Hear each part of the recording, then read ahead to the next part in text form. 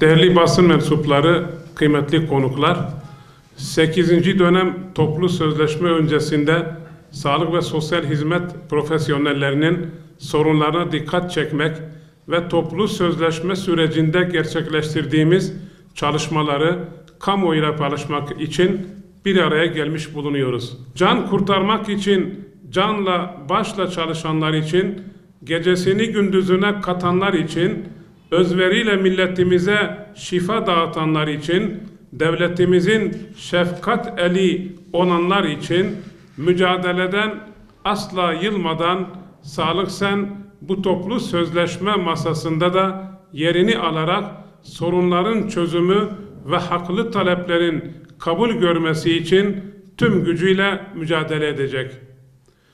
Bugüne kadar gerek sahada, gerek siyasi arenada, gerekse kurumlarda sağlık ve sosyal hizmet profesyonellerimizin hakları için sesimizi gür çıkardık.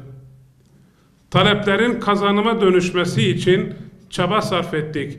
Yüzlerce kazanıma imza attık.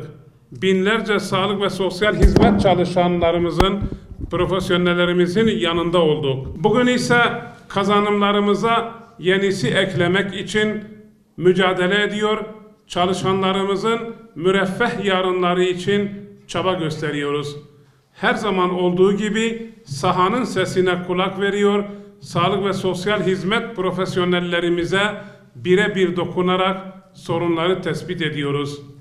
Kıymetli basın mensupları, 8. dönem toplu sözleşme eylem planı çerçevesinde ilk önce sahaya indik, tüm kurumlardaki çalışanlarımızı ziyaret ederek onların talep ve sorunlarını dinledik. Tespit ettiğimiz sorunları ve çözüm önerilerini tartışmak ve toplu sözleşme masasına gidecek talepleri belirlemek için her meslek grubundan çalışanların yer aldığı toplantılar yaptık ve ilimize özel bir rapor hazırlayarak Sağlık Sen Genel Merkezimize ilettik. Bugünden sonra ise sağlık ve sosyal hizmet profesyonellerimizin haklı taleplerini anlatmak, çözüm önerilerimizi sunmak ve kamuoyuna duyurmak için her kapıyı aşındıracağımıza kimsenin şüphesi olmasın. Gerçekleştirdiğimiz saha ziyaretleri ve yaptığımız toplantılar doğrultusunda hazırladığımız taleplerimiz şunlardır. Sağlık meslek mensuplarının nöbet ücretlerinin hesaplanmasında dikkate alınan gösterge rakamlarının %100 oranında artırılması, ek ödeme tavan oranlarının artırılması, taban ödeme oranlarının artırılması, teşvik ek ödemelerin artırılması, gece çalışan meslek mensuplarının mesai ve nöbet ücretlerine ilave ödeme yapılması, sabit ek ödemeleri artırılması, yıllık izin sürelerinin tamamıyla mazeret izinlerinde ek ödeme kesintisi yapılmaması, sağlık ve sosyal hizmet kolunda görev yapan çalışanların mevcut giyim yardımlarına ilave olarak özel görev kıyafeti verilmesi, büyük şehirlerde görev yapanların özel hizmet tazminatlarının artırılması,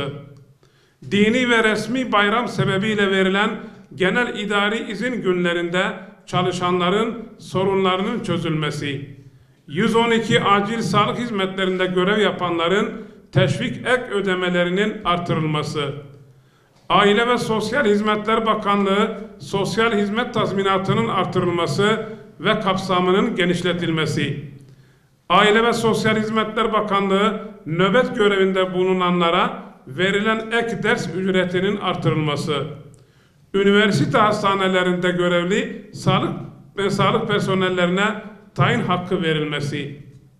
Kıymetli basın mensupları, haklı, makul ve gerçekçi taleplerimiz yukarıda dile getirdiğimiz gibidir.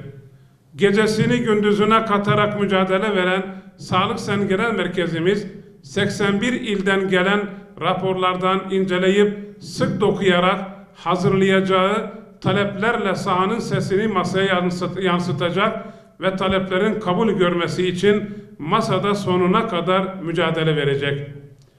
Şu unutulmamalı ki dün olduğu gibi bugün de çözümün adresi Sağlık Sen'dir.